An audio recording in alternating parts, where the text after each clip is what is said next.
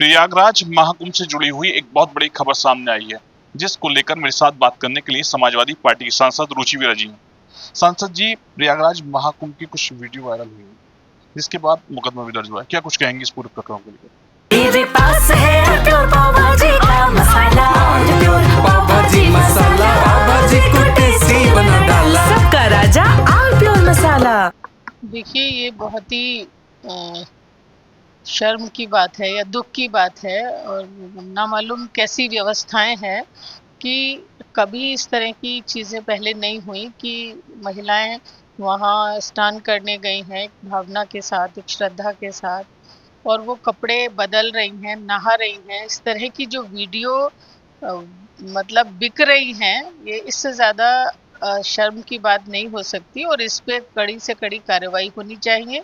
जो भी लोग इसमें दोषी हैं वो चिन्हित होने चाहिए और ऐसी चीज़ों की पुनरावृत्ति ना हो, ऐसी सज़ा उन्हें मिलनी चाहिए।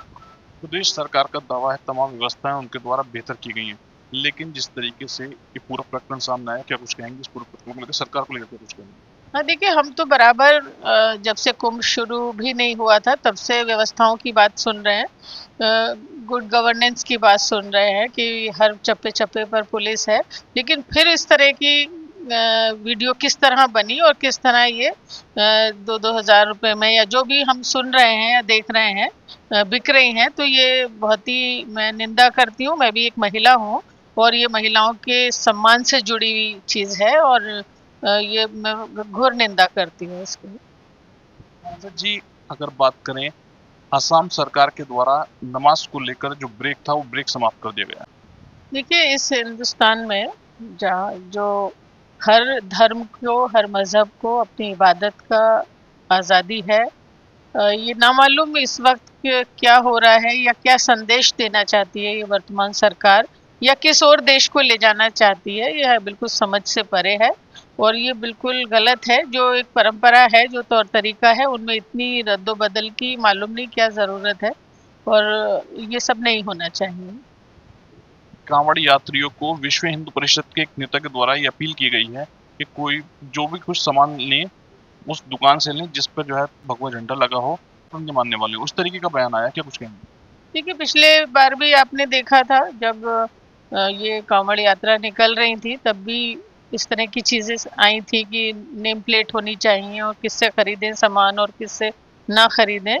तो ये हिंदुस्तान सबका है, यहाँ हिंदू मुस्लिम सिख ईसाई सबकी कुर्बानी है। इस देश की आज़ादी में, इसकी तरक्की में सबकी कुर्बानी है। मैंने पहले भी कई बार कहा है कि चाहे जलियांवाला बाग में जो पत्थर लगे हैं वो इस बात की तस्दीक करते हैं कि ये देश सबका है और सबने अपनी कुर्बानी इस देश की आज़ादी के लिए दी है। चाहे इंडिया गेट के पत्थरों पर जाके देखा जा सकता है, वहाँ मुस्लिम लोगों ने भी शहादत दी है, वहाँ सिख ईसाई हिंदू सभी लोगों की कुर्बानियाँ हैं। मालूम नहीं ये सरकार देश को कहाँ ले जाना चाहती है और क्या मैसेज देना चाहती है। हम इस देश की जो गंगा जमनी तहजीब है, यहाँ हम एक दूसरे के बिना अधूरे हैं। कोई भी काम, कोई भी इबादत, कोई भी तरक्की, कोई भी तसव्वुर करना भी बिल्कुल बेमानी है। हम एक दूसरे के बिना मतलब कंप्लीट नहीं है और इस देश को, हम सबको, हिंदू मुस्लिम सिख ईसाई को आगे ले जाना है। इन फिजूल की बातों पे सरकारें या जो इस तरह की अब चीज़ हो रही हैं ये ध्यान भटकाना चाहते हैं। तरक्की, विकास, रोज़गार कुछ देते करते नहीं है, उस लाइन पे काम नहीं करते हैं और इस तरह से भ्रमित करने का काम करते हैं और लोगों का ध्यान भटकाने का काम करते हैं। अब्दुल्ला आजम की जमानत हो गई है, क्या कुछ अपडेट है इनके पूरे केस में? देखिए, जमानत कई दिन पहले हो गई थी, जहाँ तक मैं समझ रही हूँ 5 दिन हो गए हैं, लेकिन अभी तक उनका बाहर ना आना ये कहीं दुर्भाग्यपूर्ण है कि अभी तक उनकी जो पेपर क्लियर नहीं हुए अभी तक, तो बस एक परेशान करने वाली बात है। लेकिन हमें भरोसा है जैसे कि न्यायालय से उन्हें न्याय मिला है और आज नहीं तो कल वो बाहर आएंगे और हमारे बीच में होंगे और उन्हें मतलब न्याय मिलेगा।